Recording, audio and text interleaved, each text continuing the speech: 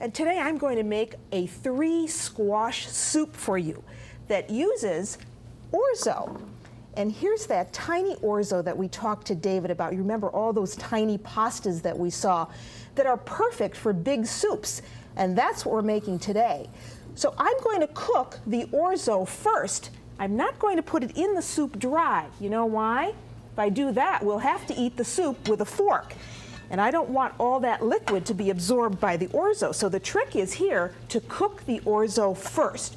So in plenty of boiling water, you want to add some salt, as you always do when you're cooking any kind of pasta, and then the orzo.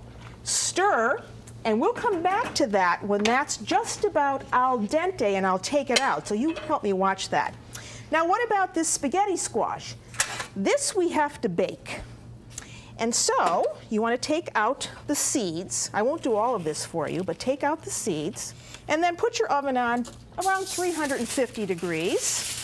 Cover it with foil tightly. And this is going to cook. Oh, you saw how hard it was to cut that squash. This may take about 40-45 minutes. It looks a little bit like spaghetti. Now we have to puree that. So we want to put this into a food processor. If you didn't have a food processor, well, you could use a blender. But what a beautiful color. And let me tell you, this is a great soup with great colors. Now, in addition to that, we have other squash. That's why this is called 3-squash soup. Got some zucchini, which everybody loves. And here we have butternut squash. And we're going to cook that with leeks. This is a leek. And this part actually you could use in soup, but today I'm not going to. I'm just going to use the white part and a little bit of the green part. And leeks are really a member of the onion family, and they have a very nice mild flavor, but they're often very dirty. So you want to make sure that when you cut leeks, you wash them well. Then I just cut it up. I'll just do one piece for you. And I put it into a pot with some butter. Now, I'll give you a little trick here. I like to do this in a non-stick pot because then I don't have to use a lot of fat, you see, and I can really just wilt these vegetables down. So the leeks go in. We use some cherry tomatoes. And here they are, and boy, in the summertime, this is great if you can get really beautiful cherry tomatoes. I don't recommend you, I mean, this soup is great for winter, but if you can't get the right tomatoes, forget it. Then the top goes on. Then you want to get a strainer. Here we go. Oh, here's a bigger one. Let's use this. This is what happens when you have the kitchen that has everything. And this goes right in to the strainer, you see, just like that. And then all I do is take a spatula or a wooden spoon and just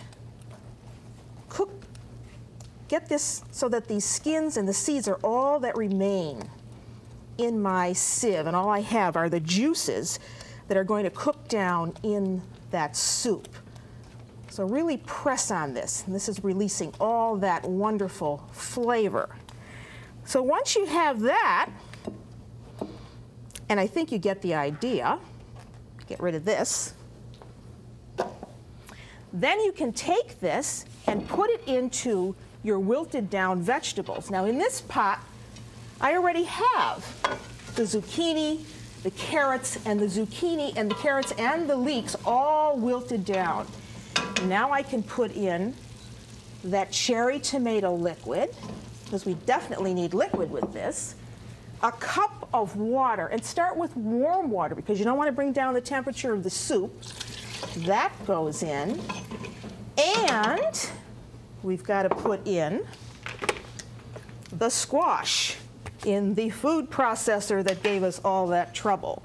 And I'm just going to dump it right in there, just like that. Anything's left in there, you could eat that for lunch all by itself.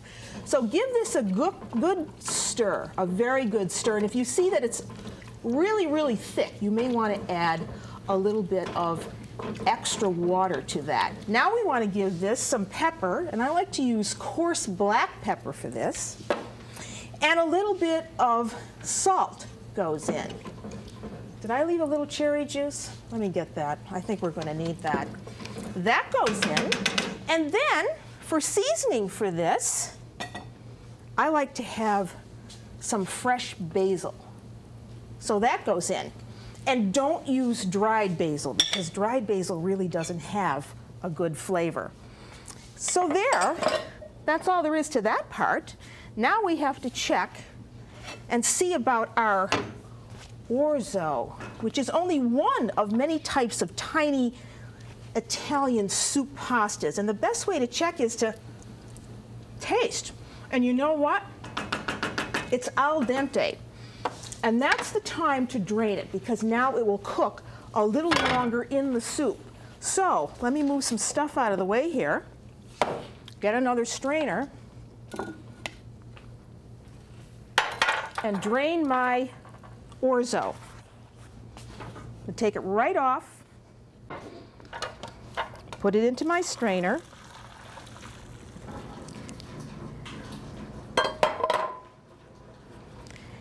And there it is, and it goes right into the pot.